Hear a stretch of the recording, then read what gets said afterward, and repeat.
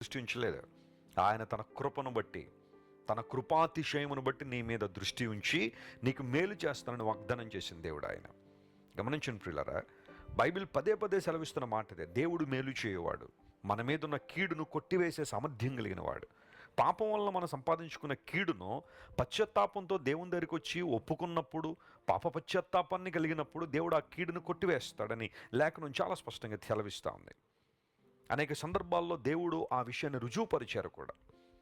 మేలు చేసే దేవుడు ఎల్లప్పుడూ సజీవుడైన వాడు, ఎల్లప్పుడూ నిన్ను బలపరిచే దేవుడు ఆయన.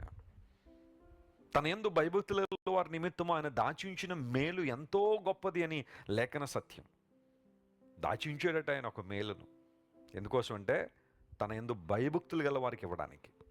ఆయా సందర్భాల్లో చాలామంది తమ బిడ్డల కోసం ఆస్తులు కూడబెడుతుంటారు, లేదా కొన్ని విషయాలు దాచిపెడుతుంటారు. ఒక వయసు వచ్చిన తర్వాత, ఒక స్థాయికి వచ్చిన తర్వాత